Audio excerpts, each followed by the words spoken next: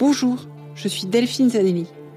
Bienvenue dans le podcast L'entreprise de demain, le podcast de tous les bâtisseurs du futur du travail. Celles et ceux qui le vivent, le créent, le questionnent et chaque jour le réinventent.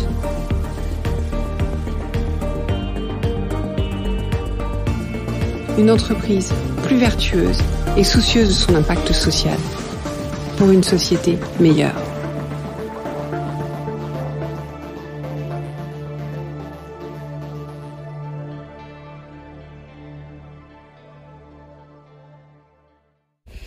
Bonjour, bienvenue dans ce nouvel épisode.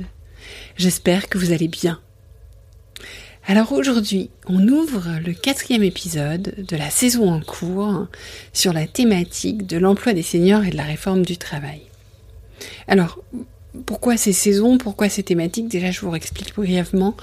Je teste régulièrement de nouveaux formats, surtout je vous écoute et j'ai constitué un comité éditorial. D'ailleurs, il reste des places si certains veulent nous rejoindre avec des auditeurs et des auditrices et qui me disaient avoir besoin de repères pour pouvoir s'y retrouver. Et donc, j'ai décidé d'essayer de faire des séries thématiques où je fais 4-5 interviews et après un épisode de synthèse. Donc là, c'est la dernière interview de la série thématique dont je vous parlais. Et alors, pourquoi est-ce que j'ai lié l'emploi des seniors et la réforme du travail? Parce que pour moi, le sujet de l'emploi des seniors est un sujet majeur, mais est aussi un catalyseur des évolutions nécessaires du travail, de notre relation au travail, du lien de subordination inhérent aujourd'hui au contrat de travail, des temps de travail et des conditions de travail. Donc dans cette série, j'ai interviewé Laetitia Vito, qui est spécialiste du futur du travail, qui m'a d'ailleurs donné envie de commencer cette série suite à une intervention qu'elle a faite sur l'emploi des seniors. Je l'ai poursuivi avec Franck Morel, un avocat que j'avais rencontré alors qu'il présentait le rapport qu'il a fait pour l'Institut Montaigne sur l'emploi des seniors. Donc c'est très intéressant d'avoir le regard d'un avocat. Puis dans la préparation de cette série, j'ai reçu le dernier ouvrage de Frédéric Sintra, Réentreprendre sa vie après 50 ans. Je trouvais que ça venait à point nommé. Et j'ai échangé avec Chloé Beauvalet, dirigeante, avec qui j'ai échangé à la fois sur la réforme du travail, sa vision de dirigeante, et qui, elle aussi, est senior. Et voilà, donc j'ai proposé à Chloé d'intégrer cette série et elle a accepté et j'ai été ravie. Et donc c'est la conversation avec Chloé que je vous propose aujourd'hui. Alors avec Chloé, on parle bien sûr de l'évolution, non pas d'ailleurs de la relation au travail, mais des relations au travail. Vous comprendrez pourquoi je fais cette nuance. On parle de co-responsabilité. On parle bien sûr d'intergénérationnel, du rôle du manager facilitateur, chef d'orchestre, mais j'aime bien facilitateur, du collectif et de l'importance du lien.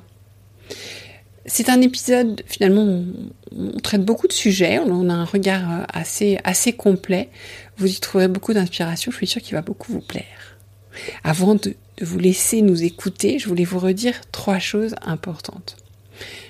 Premier, pour soutenir ce podcast, si l'épisode vous plaît, si le podcast vous plaît, c'est important que vous vous abonniez sur les plateformes pour pas louper les prochains épisodes, mais aussi que vous les notiez, notamment sur Spotify ou sur Apple Podcast, et que vous commentiez aussi sur Apple Podcast. Voilà, vous mettiez un commentaire d'évaluation sur l'épisode, ça permet aussi à des personnes de trouver, sur le podcast, de trouver tout ça plus facilement. Et puis bien sûr, partagez-le, n'hésitez pas sur les réseaux, taguez-moi, je serai ravie et je pourrai réagir. La deuxième chose que je voulais vous dire, c'est qu'il y a une newsletter qui existe depuis quelques temps, qui s'appelle Les coulisses du podcast de l'entreprise de demain. Donc c'est bien les coulisses en fait. Je vous livre un petit peu mes réflexions, mes interrogations en cours, je vous donne des compléments d'inspiration, d'autres podcasts, des vidéos, d'autres choses. Voilà, je l'enrichis, je la fais évoluer un petit peu comme le podcast au fil de l'eau. Et vous pouvez vous inscrire dans les notes de l'épisode, c'est tous les 15 jours. Ensuite, 3e chose, je voulais vous dire que je préparais en ce moment les 5 ans du podcast, donc je vous réserve pas mal de surprises, mais ce sera plutôt pour l'été, la rentrée.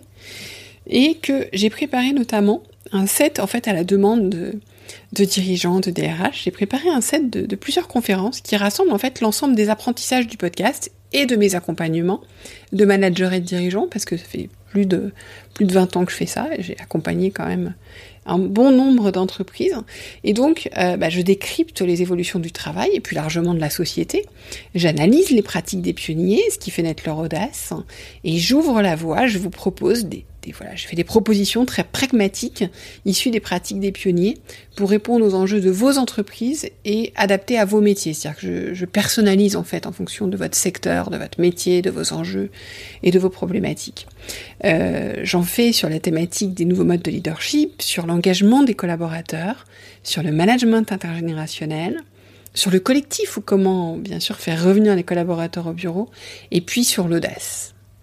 Voilà, ce sont des condensés, en fait, concrets et pragmatiques du podcast. Si vous me connaissez, que vous m'écoutez, vous savez qu'ils sont aussi optimistes, qui ont pour objectif de décomplexer, donner confiance et donner envie d'agir.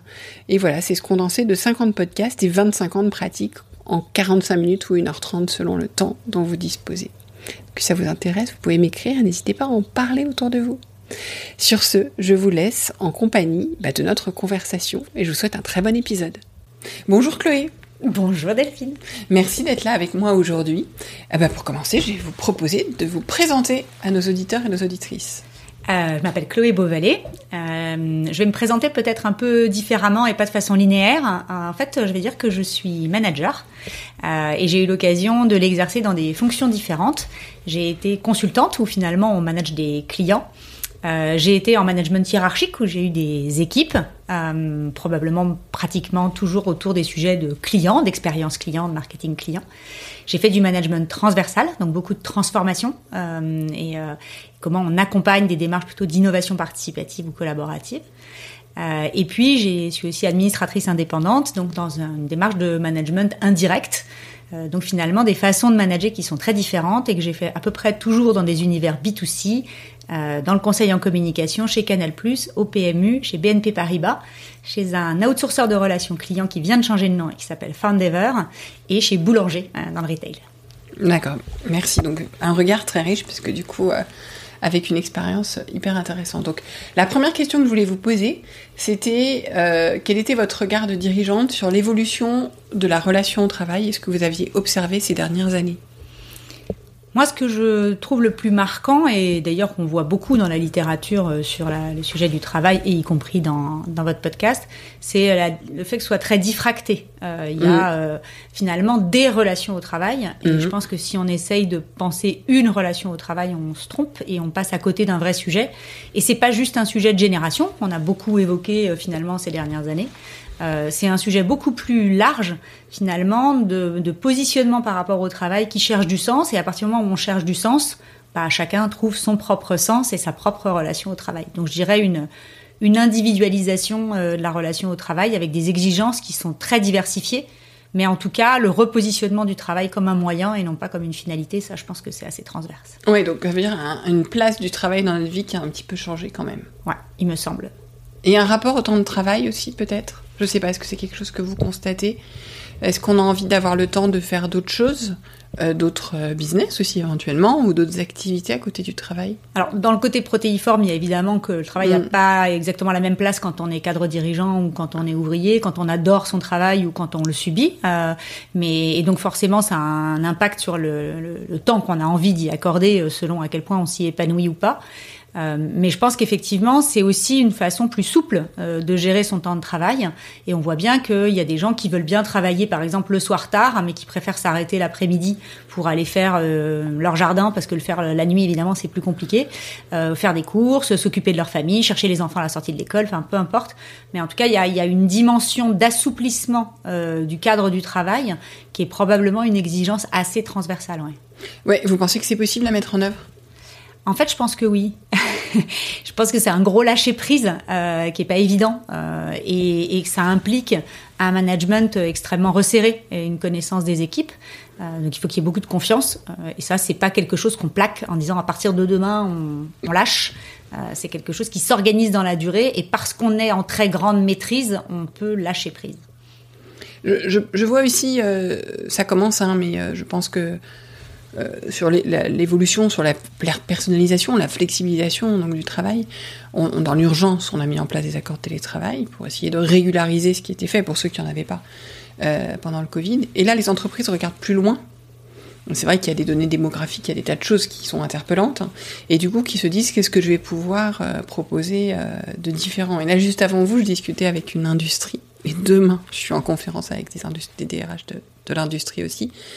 Et c'est vrai qu'il y a cette difficulté du télétravail pour tout ce qui n'est pas du tout applicable. Et du coup, ils sont en train de regarder des systèmes comme la semaine de 4 jours pour adapter. Et d'ailleurs, voilà, Jérôme Frito aussi en parlait au micro du podcast pour certaines populations. Il y a aujourd'hui, par rapport aux seniors, des systèmes, je redécouvrais, moi, pareil, en interviewant Franck Morel, des systèmes de travail, comment dire, à temps partiel, mais des formules que je ne connaissais. Je pense qu'on a beaucoup de choses aussi, dans le cadre même plus organisationnel ou légal, qui, au-delà de se lâcher prise, peuvent nous aider à être créatifs, effectivement, et répondre à ces besoins-là. Mais c'est vrai qu'il faut une bonne dose de confiance, parce que laisser quelqu'un, dire, c'est un respect fort des rythmes de vie de chacun.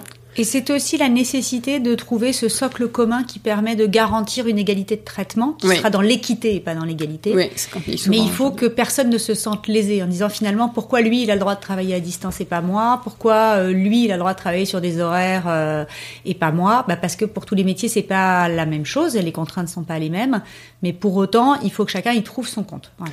C'est pas un sujet facile. Je discutais avec une entreprise qui a mis en place un congé parental. Et tout d'un coup, ceux qui ont une adaptation du temps de travail à l'aspect parental, et les autres disent moi, si je fais pas d'enfant, c'est pas. Voilà. Donc en fait, il faut aussi, et j'en parle aussi avec Jérôme Frito, accepter qu'on soit dans l'équité et qu'on ne vienne pas dans l'individualisme. Et qu'on se dise, c'est fait de manière vertueuse pour que chacun puisse, par rapport à ce qu'il traverse dans sa vie, etc. Voilà. Mais on va pas tous avoir besoin de la même chose, et donc il faut accepter aussi. Donc c'est vrai que, comme vous le disiez, c'est important pour les dirigeants, c'est pas de vouloir faire de l'égalité, mais de l'équité. Oui, et de trouver la bonne maille pour le faire. Oui, c'est-à-dire de l'organiser aussi à un niveau managérial où on connaît les gens. Parce que finalement, des gens qui travaillent pas bien ou qui sont pas du tout mobilisés dans leur travail, ils seront pas plus mobilisés à distance qu'en présentiel. Ni en leur laissant du temps pour... Ouais, voilà, c'est ça. Et donc, il faut aussi trouver ce bon niveau de dialogue et de maîtrise pour organiser ce lâcher prise de façon équitable et transparente, et d'en parler, d'expliquer aussi pourquoi on fait un truc pour Bidule et pas pour les autres. Oui, mais il est aidant, et voilà, et donc il en a besoin en ce moment, et peut-être que dans 2 ans, ce sera quelqu'un d'autre, et c'est comme ça. Mais ce qui fait qu'on ramène un peu de vie privée dans l'entreprise, donc c'est pas toujours simple. Mais ce qui fait aussi qu'on s'intéresse tout d'un coup aux personnes. C'est-à-dire que finalement, quand j'ai commencé ma carrière, et même j'ai été dans certaines organisations où il fallait même pas parler de sa vie privée. En fait, ce qui est très étonnant, c'est comme si on disait qu'on ouvre la porte. Mais la vie privée, elle vient. Je veux dire, le matin, vous vous êtes engueulé avec votre conjoint, ou vos enfants adolescents vous ont tapé sur les nerfs, ou vos parents vont pas bien du tout et il a fallu les gérer.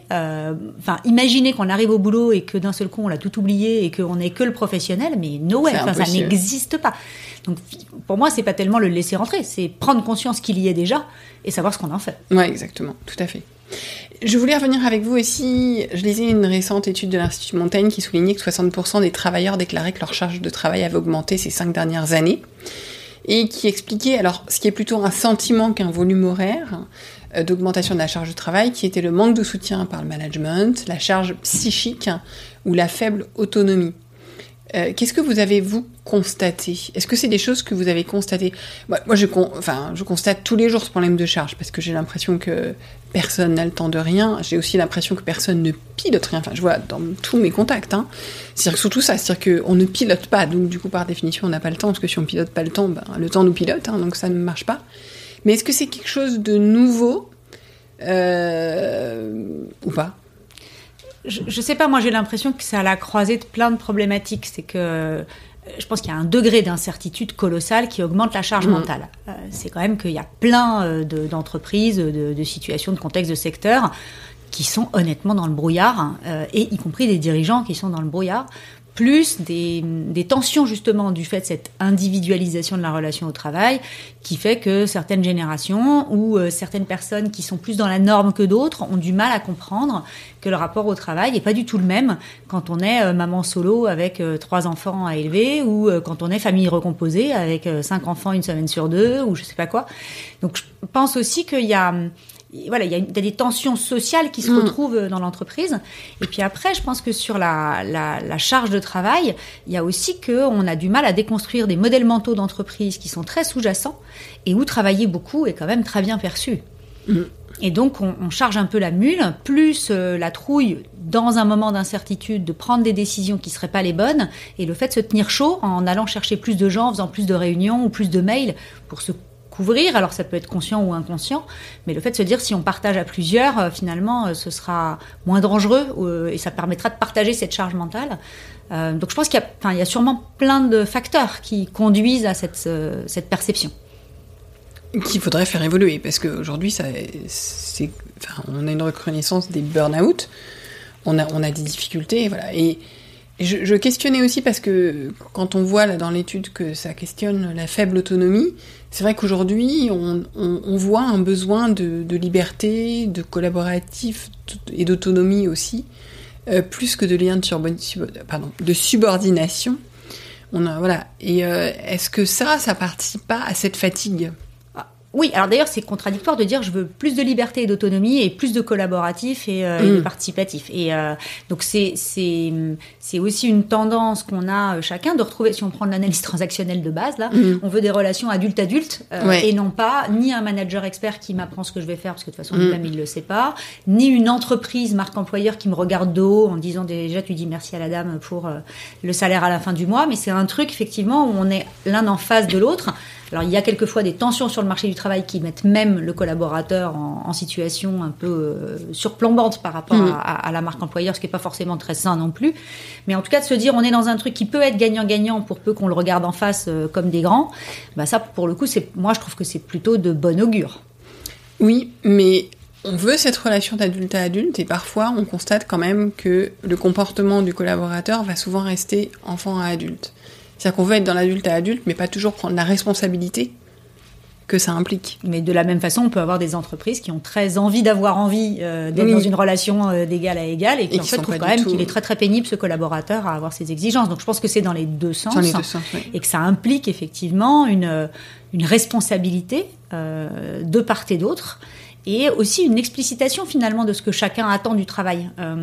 Et de regarder sans complexe le fait que l'entreprise, oui, elle veut faire du profit à la fin. Alors après, on peut doser ce profit pour que, d'un point de vue éthique, ce soit responsable. Mais en tout cas, que bien sûr, elle cherche la performance et l'efficacité, parce qu'une entreprise qui gagne pas d'argent, à la fin, elle fait pas d'emploi. Voilà. Et de regarder de l'autre côté le collaborateur en disant pourquoi il vient au travail, pour un statut social, pour une valorisation, pour un apprentissage, pour un développement, pour mille raisons.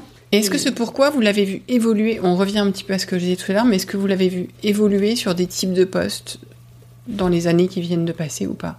Oui, je pense que effectivement il y a des évolutions mais qui dépendent aussi de ce qui se joue entre l'entreprise et les managers d'un côté et puis les managers de l'autre. C'est-à-dire quel est le degré de clarté et de transparence sur l'entreprise. Moi, j'ai un souvenir très précis d'un moment où sur un site spécifique, on était sur le point de perdre un client et des collaborateurs qui pensaient que la responsabilité était exclusivement sur mes épaules de DG.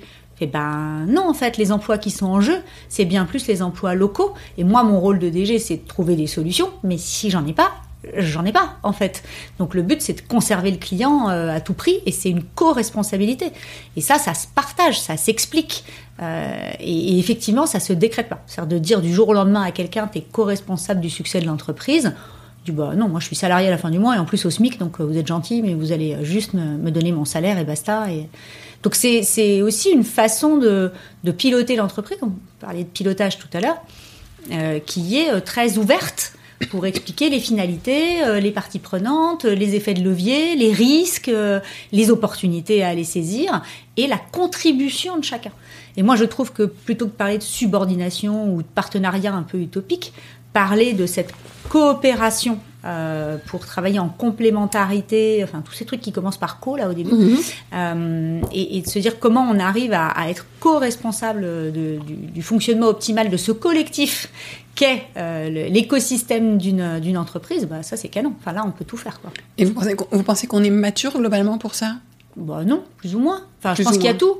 Ouais. En fait ce que je trouve moins intéressant c'est je trouve que quand on regarde la littérature sur les sujets managériaux, il y a de la production et il y a des réalités, des exemples opérationnels qui sont incroyablement matures.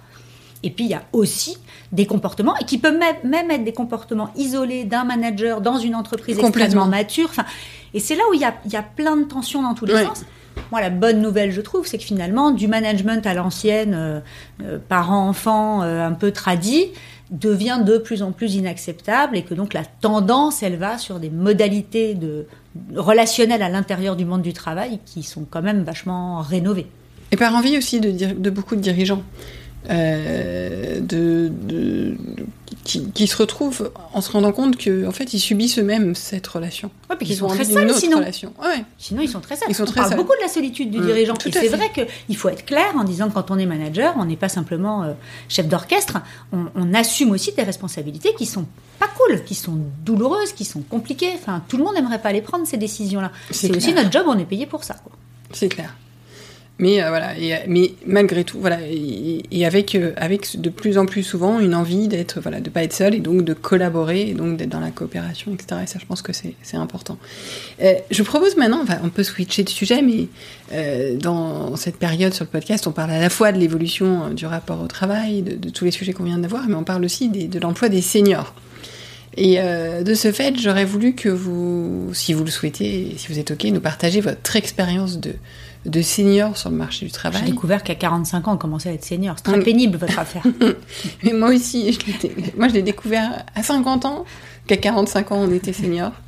Je savais qu'à 40 ans, on était vétéran en sport, mais enfin, senior en entreprise, c'était encore un autre sujet. Quel est votre regard là-dessus ? Quel est, selon vous, le regard des entreprises, des recruteurs ? Est-ce que vous voyez les choses évoluer ? Alors honnêtement, j'ai un peu de mal à en parler parce que je l'ai pas ressenti. Mais après, peut-être que c'est des questions de conscientisation. Finalement, j'ai pas pris conscience que j'étais femme jusqu'au moment où on m'a posé quand même un certain nombre de questions. Donc peut-être que je vais prendre conscience que je suis senior maintenant. Je pense que moi, je suis un peu à la charnière de ce moment où j'ai de l'expérience et en même temps, je fais pas flipper sur le fait d'être trop encroûtée, entre guillemets, dans un secteur ou quelque chose qui pourrait faire peur. Alors que cet encroutage, c'est aussi de la sédimentation d'expertise et c'est une très bonne nouvelle. C'est plein de choses bien. Mais en tout cas, moi, je le vois plutôt comme une fenêtre d'opportunité en disant finalement, à ce point de bascule, autour de la cinquantaine, on est à un moment de sa vie où on a accumulé suffisamment d'expériences diverses et variées pour gagner un peu en sérénité, en expérience, en reconnaissance, et en même temps où tout est encore possible parce qu'il y a encore pas mal d'années de travail devant, où il y a plein de choses à pouvoir mettre en place et opérer. Donc je le vois plutôt comme un facteur de sérénité pour ce qui me concerne, et pour l'instant, je ne l'ai pas vécu comme quelque chose de pénalisant. Je croise les doigts. Il n'y a pas de raison. Et vous, en tant que dirigeante, quelle image avez-vous de la seniorité au travail et quel accompagnement vous allez proposer face à une population vieillissante ? Enfin, vous allez, je ne sais pas, mais en tout cas, vous imagineriez proposer pour... Alors, fondamentalement, moi, je crois à toutes les complémentarités. Je pense que d'avoir que des jeunes est aussi idiot que d'avoir que des femmes, que d'avoir... Enfin, voilà, c'est plus on a de diversité, avec le plus de S possible à la fin du mot, mieux on se porte. Parce que c'est comme ça qu'on est intelligent, même dans les façons de penser. Enfin, c'est parce qu'on se pose des questions différemment qu'on arrive à être plus riche dans les solutions qu'on propose. Donc, j'y crois à fond. J'ai travaillé, y compris avec des dispositifs de CDD seniors pour arriver à avoir les dernières mensualités, enfin les derniers trimestres qui étaient nécessaires à des personnes pour pouvoir accéder à la retraite. Et j'ai vu des gens qui étaient complètement investis dans leur boulot parce qu'ils avaient du sens pour pouvoir avoir leur retraite, et en même temps avec zéro sujet par rapport à l'avenir, parce que de toute façon leur objectif c'était sous 1, 2, 3 ans de pouvoir partir. Moi je trouve qu'il faut les utiliser pour ce qu'ils sont et dans ce qu'ils peuvent apporter. J'ai vu des gens jeunes, complètement blasés, incapables de se remettre en question, et j'ai travaillé avec des gens qui étaient nettement plus âgés que moi et qui étaient avec une capacité de tonicité, d'inventivité, de créativité, qui n'était pas du tout « mais ça on l'a déjà fait en 1983 et ça marchait pas ». C'était « on l'avait déjà fait en 83 et ça n'a pas marché parce que… » Est-ce qu'aujourd'hui, le contexte a changé et nous permet de penser qu'en refaisant la même chose, on va avoir des résultats différents. Et là, c'est une richesse infinie. Donc moi, je pense qu'il faut absolument de tout dans une équipe pour que ça fonctionne. Et comment est-ce qu'on prépare les plus jeunes populations ? C'est-à-dire, parce qu'en fait, vous parlez de votre parcours qui est assez hétéroclite. Avec un fil rouge client et un fil rouge managérial. Bien sûr, oui. Mais malgré tout, voilà, des postures managériales du conseil de l'entreprise, c'est quand même assez riche. Il y a des personnes qui ont des parcours plus linéaires. Donc, ma question, c'est voilà, si vous deviez être attentif demain à ça, à quoi vous seriez-vous attentif pour les 30-quarantenaires, en fait, qui préparent quelque part ce moment-là ? Je crois que ma plus grande attention, une fois de plus, elle n'est pas spécifique à ces gens-là, mais elle est de trouver des gens qui sont bilingues, des gens qui tiennent la main des deux. En fait, il y a des gens qui sont hyper experts d'un point de vue compétence, il y a des gens qui sont très de leur âge, et tout ça n'est ni bien ni mal en fait. La seule chose, c'est qu'il faut des gens qui sont suffisamment bilingues ou trilingues pour que ces différents profils puissent se donner la main et travailler ensemble. Parce que c'est bien de parler de complémentarité, mais quand on a, alors je vais prendre des sujets plus MBTI, mais quand on a des gens qui sont très introvertis, très méticuleux, très process, qui ont besoin d'un rapport au temps assez long, et qui sont confrontés à des gens qui sont à 2000 tours minute, qui sont dans l'intuition hyper extravertis, c'est vachement dur de les faire bosser ensemble. Donc il faut trouver ces courroies de transmission qui peuvent être de l'ordre de la gouvernance. Moi, je crois plus à la gouvernance qu'à l'organisation. Qui peuvent être de l'ordre de certains profils, d'un développement de certaines compétences, d'une conscientisation de pratiques et de savoir-faire. Et donc, je pense que les 30-quarantenaires, ils ont aussi cet intérêt de pouvoir donner la main aux plus jeunes et aux plus âgés. Donc, peut-être qu'ils sont une courroie de transmission intéressante. Mais je trouve que l'hybridation des compétences, les vies ma vie, tous les dispositifs de communication interne où on croise les profils pour qu'ils se parlent, typiquement dans un journal interne, plutôt que de demander un témoignage à une personne, faire se rencontrer deux personnes et organiser le dialogue entre les deux, c'est plus intéressant, je trouve, comme posture, et de se mettre à l'extérieur et les laisser dialoguer entre elles. Donc je pense qu'il y a plein de façons de l'opérer, mais pour faire ça, il faut accepter de se remettre à sa place de chef d'orchestre quand on est manager, et de se mettre en fait à l'extérieur, dans le jeu, mais en bord de match, quoi, en bord de terrain. Ouais, et d'être facilitateur. Et je pense qu'il faut des relais de facilitation à l'intérieur de l'entreprise, de médiation. Des relais de facilitation, c'est intéressant parce qu'on parle beaucoup du manager coach. Mais finalement, le sujet alors c'est assez similaire à la facilitation, mais le sujet de la facilitation est effectivement assez important. Oui, il n'y a pas que les managers qui sont responsables de ce fonctionnement du collectif. En fait, si on dit qu'il n'y a que le manager qui est responsable de ça en faisant un coach, c'est super. D'abord, tous les managers ne sont pas coachs. Il y a des managers qui le font par l'expertise, il y en a d'autres qui le font autrement. Exactement. Et puis, quelquefois, il y a des gens qui ne seront jamais managers et qui sont hyper importants. Très facilitateurs.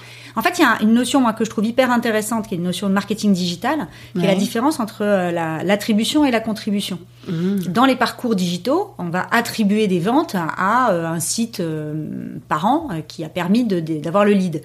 Mais il y a aussi des sites ou des réseaux sociaux qui sont dans les parcours digitaux, qui ne permettent pas d'attribuer la vente, mais par contre, ils sont en contributif de tous les parcours. Donc, grosso modo, c'est comme si vous deviez passer, je pense par exemple, quand j'étais au PMU, il fallait passer par l'équipe sur les paris sportifs pour crédibiliser le PMU comme un acteur du pari sportif.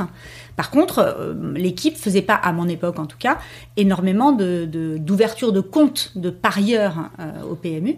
Mais on aurait enlevé le passage par l'équipe à l'époque, ça aurait été hyper casse-gueule. C'est une contribution. Et je trouve que dans l'écosystème d'une entreprise ou le socio-système d'une entreprise, se poser la question des personnes qui sont contributrices du bon fonctionnement, même si elles ne sont pas attributaires de la réalité du business, c'est aussi vachement important. Il ne faut pas enlever leur rôle. C'est du lien. Ouais, effectivement, c'est hyper intéressant comme parallèle. Et juste, vous parliez de la gouvernance comme étant... Vous pouvez nous en dire un petit peu plus ? En fait, je trouve que souvent, on se pose beaucoup de questions autour de l'organisation, en disant qui doit être responsable de quoi. Dans l'idéal, d'ailleurs, chacun va revendiquer une place au comité de direction en disant la communication ne peut faire son boulot correctement que si elle a une place au CODIR, on ne peut pas s'occuper du client correctement s'il n'est pas représenté au CODIR, la RSE aujourd'hui qui émerge, il faut qu'il soit au CODIR. Bon, évidemment, les RH, la finance, on ne se pose même pas la question. Donc avant, on dit on va pas mettre tout le monde au CODIR non plus. Et puis on dit mais oui, mais il faut avoir une vision transversale du cycle de vie client, donc marketing, commerce, il faut que ce soit lié. Puis si on travaille sur toutes les parties prenantes, RSE, communication, marketing, il faut que ce soit ensemble. Sauf qu'à un moment, une maison, elle peut pas fonctionner sans qu'il y ait des murs porteurs, quoi. Et je trouve qu'on a tendance à beaucoup se focaliser sur l'organisation des choses, alors que finalement, si on est vraiment dans la complémentarité de la coopération, à un moment d'entreprise, parce qu'il y a un contexte tel, la priorité, elle est plutôt sur tel sujet, mais potentiellement dans 6 mois, dans 1 an, dans 3 ans, ça va changer. Mais par contre, il faut qu'on trouve les bonnes personnes et qu'on ajuste le positionnement des murs. Mais le vrai sujet, c'est comment on se tient la main et on travaille ensemble à faire que l'ensemble fonctionne. Donc je pense que l'organisation est pour moi plus une conséquence qu'une cause.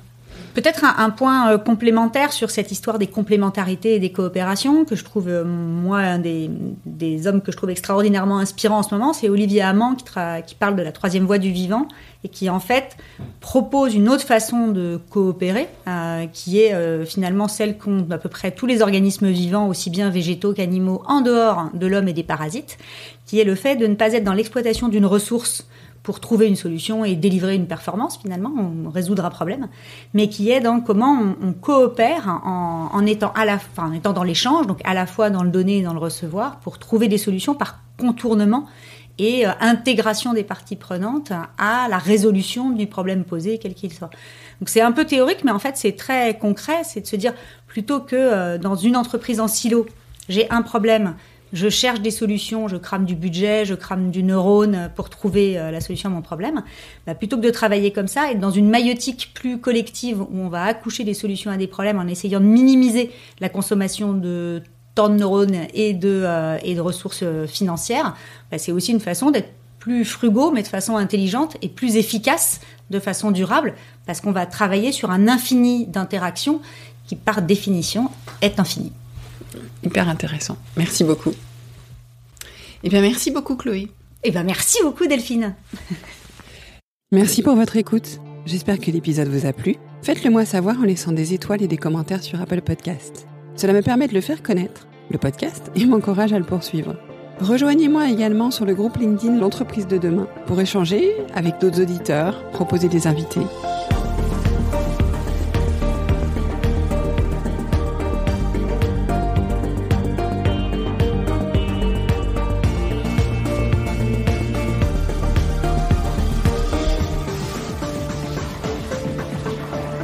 Je vous donne rendez-vous jeudi prochain pour un nouvel épisode. Cette série est produite par Delphine Zanelli et Ose Masterclass. Réalisation sonore Cyril Carillon et au micro Delphine Zanelli.